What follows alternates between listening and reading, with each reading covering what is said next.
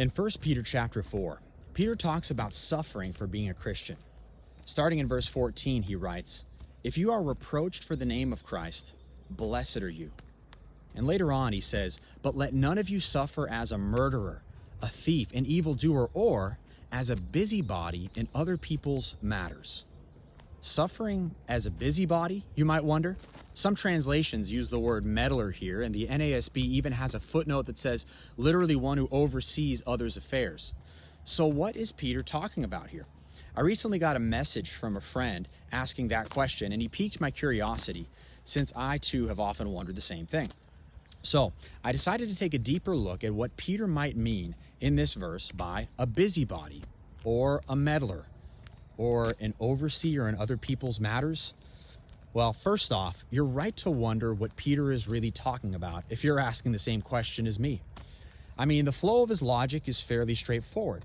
One of the biggest emphases of Peter's letter is enduring persecution for being a Christian. Again and again, he exhorts his hearers to do what is good and to patiently endure suffering for the name of Christ. He warns them not to return to their old sinful way of life, nor partake in the wickedness of this world. If they suffer for doing good, it is to their credit. It's really a blessing, just as Jesus tells us in the Sermon on the Mount. But suffering for doing evil is certainly not going to win us any points with God. If we suffer for our own wrongdoing, we shouldn't blame it on persecution. Sins like murder, theft, and crime in general are condemned by everyone, Christian and pagan alike. But being a busybody, meddling alone, hardly seems to be on the same level as the other sins in this list that we find here in 1 Peter 4:15. Furthermore, one has to ask the question, why simply being a busybody would rightly result in suffering at the hands of the world, at least in the way that Peter describes. So what is Peter really talking about? Well, based on my study, there are at least two good possibilities as to what Peter means here. But before I can tell you those, we need to take a closer look at the Greek. Now, in this situation, it is actually necessary to take a deeper look at the Greek text if we want to shed any further light on the meaning of this term, since there are legitimate questions as to its meaning. But for the record, I don't intend to do any voodoo with the language and insert some meaning that is out of keeping with the context. The Greek term that Peter uses here is allotre episkopos. And here's the bad news about this word. It's only found here in perhaps one or two other documents outside the Bible, which makes the meaning very difficult to nail down. So what's the good news? Allotre episkopos is a compound noun which combines two simple words, allotrios, which means belonging to another man or person, and episkopos, which is one who oversees or literally looks upon. This is actually where we get the word bishop and overseer. When combined, this compound noun literally means one who oversees or looks upon that which belongs to another. And the context of 1 Peter makes it abundantly clear that this act must be some kind of wrongdoing in the eyes of Christians and unbelievers alike, and could rightly result in our punishment if we do it. So no, Peter is obviously not just talking about being a steward or a trustee. In the only other ancient Greek text where this word is mentioned, the meaning is one who intrudes into another's office. But that text was written much, much later, it seems, and it really doesn't help that much. In fact, it seems to be anachronistically borrowing this word from Peter's writing and using it in a completely different sense, talking about a bishop or some church leader who interferes or meddles in a superior church leader's business. In any case, this work is considered to be much too late to inform the meaning of the text here.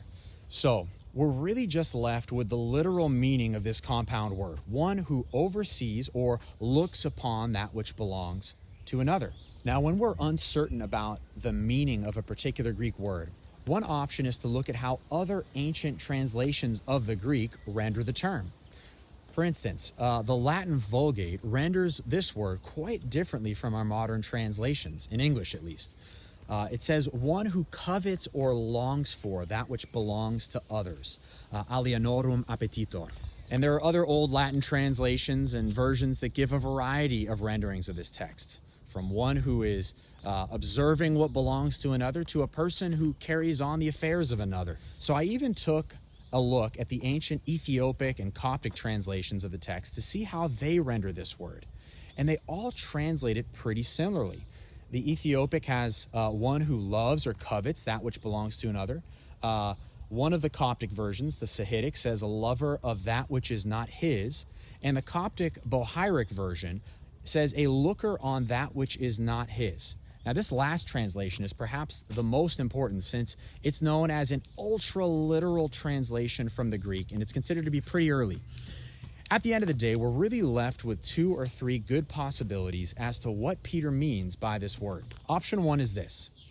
If we decide to stick with the English translation busybody, then Peter may be referring more broadly to Christians getting involved in worldly affairs where they do not belong to their own hurt. Option 2, he may actually be talking about coveting. This is a possible meaning of the Greek. It agrees with many ancient translations, and it fits quite well with things like murder and theft, since all of these are proscribed in the Ten Commandments and are universally condemned by Christians and pagans alike. Certainly, coveting someone else's wife or even their property in an active way could deservedly result in suffering at the hands of unbelievers. Just take a look at Proverbs chapter 6 to get a sense of what that might be. Moreover, Peter could be speaking in a more general sense about coveting and lusting after the things that belong to this world and not the kingdom of God. This would provide a good parallel to his words just a couple of chapters earlier. He says this, "Beloved, I beg you as sojourners and pilgrims, abstain from fleshly lusts which war against the soul, having your conduct honorable among the Gentiles." To me, this calls to mind many different situations in which Christians covet that which belongs to the world. Perhaps they give in to their desire, or maybe they just dabble in the world a bit. But ultimately, they find themselves stuck in precarious situations. They may even get caught and must face the consequences they rightly deserve. Sadly, I can think of many situations in which this has happened. Somehow it seems Christians are more likely to get caught in wrongdoing than non-Christians, either through the guilelessness of Christians, inexperience with evil, or perhaps God just mercifully wants us to get caught so we learn our lesson before it's too late. When you really think about it, the ideas of coveting the things of this world and meddling in its affairs are actually not too far apart. In fact, there's an early Christian writing which provides a beautiful illustration of this whole idea. It's the first parable in a writing called The Shepherd of Hermas, and it offers a powerful explanation of why Christians ought not to be overly entangled in the cares of this world. It even refers to this as a kind of coveting at the end of the parable, which could provide a plausible link between options 1, meddling, and 2, coveting. Let's take a look at what it has to say. "You know that you who are the servants of God dwell in a strange land, for your city is far away from this one. If then you know your city in which you are to dwell, why do you provide lands and make expensive preparations and accumulate dwellings and useless buildings here? He who makes such preparations for this city cannot return again to his own. O foolish and unstable and miserable man, do you not understand that all these things belong to someone else and are under the power of someone else? For the Lord of this city will say, I do not want you to dwell in my city, but leave this city because you do not obey my laws. Therefore, although you have fields and houses and many other things, what will you do with your land and house and other possessions which you have gathered to yourself when you are cast out by him? For the Lord of this country rightly says to you, either obey my laws or depart from my dominion. What then do you intend to do, having a law in your own heavenly city, on account of your lands and the rest of your possessions? You will altogether deny your law and walk according to the law of this earthly city." I added the words heavenly and earthly in just a couple of places here for clarity. This early Christian writing says that as followers of Jesus, our earthly cities and countries are really a foreign land to us. Our true city and citizenship is in heaven. There are laws and principles that govern the kingdoms of this world, And there are laws that God has made that govern His kingdom. While we as Christians dwell on this earth, we still need to live according to the greater laws of the kingdom of heaven, because that's where our true citizenship is. Of course, we need to obey the laws of the land while we're here, so far as that's possible without disobeying God. However, a time will eventually come when each of us will be put to the test. A situation will arise in which the laws and principles of this world will conflict with the commandments of Christ. Who will we obey? Well, if we have amassed all sorts of possessions in this world, we are going to have a very difficult time giving them up. And the shepherd treats it as a certainty that instead of giving up those possessions, we will compromise on the commandments of Christ in the interest of our earthly goods. This is exactly what Jesus teaches in the New Testament. But there's more to the story, so let's continue reading. He says, "Take heed, lest it be to your hurt to deny your law. For if you shall desire to return to your city, you shall not be received, because you have denied the law of your heavenly city. But you will be excluded from it. Have a care, therefore, as one living in a foreign land, make no further preparations for yourself than such as may be merely sufficient. And be ready when the master of this city will come to cast you out for disobeying his law, to leave his city, and to depart to your own, and to obey your own law without being exposed to annoyance, but in great joy." He says that if we deny Christ in the interest of our worldly assets and then think that we're going to get away with it scot-free, we are mistaken. So what should we do? First, we shouldn't store up treasures for ourselves on this earth beyond what is merely sufficient. That way it won't be such an obstacle to us when we need to let go of them. As we keep reading, he says, "Have a care then, you who serve the Lord, and have him in your heart, that you work the works of God, remembering his commandments and promises which he promised, and believe that he will bring them to pass if his commandments are observed. Instead of lands, therefore, buy afflicted souls, according as each is able. And visit widows and orphans, and do not overlook them, and spend your wealth and all your preparations which you received from the Lord upon such lands and houses. For to this end did the Master make you rich, that you might perform these services unto him. And it is much better to purchase such lands and possessions and houses as you will find in your own city when you come to reside in it. This is a noble and sacred expenditure, accompanied neither by sorrow or fear, but by joy. Do not practice the expenditure of the heathen, for it is harmful for you who are the servants of God. But practice an expenditure of your own, in which you can rejoice." So instead of spending our excess capital on earthly possessions, we ought to use those funds to take care of the poor and needy, he says, particularly widows and orphans. In fact, that's why God gave us the extra resources in the first place. Many of the poor people whom we support are either already our brothers and sisters in Christ, or they could become them. So we will see them again in the next life, unlike our earthly wealth. Lastly, here's the line that really caught my attention in my study of 1 Peter chapter 4, verse 15. It says this, "Do not touch what is another's, nor covet it, for it is an evil thing to covet the goods of other men. But work your own work, and you will be saved." So after this entire discussion about getting and spending, about how our worldly possessions tie us to this earth, but giving to the poor ties us to heaven, he describes desiring the things of this life as coveting the goods of other men. This is very similar to how many ancient versions translate the end of 1 Peter chapter 4, verse 15.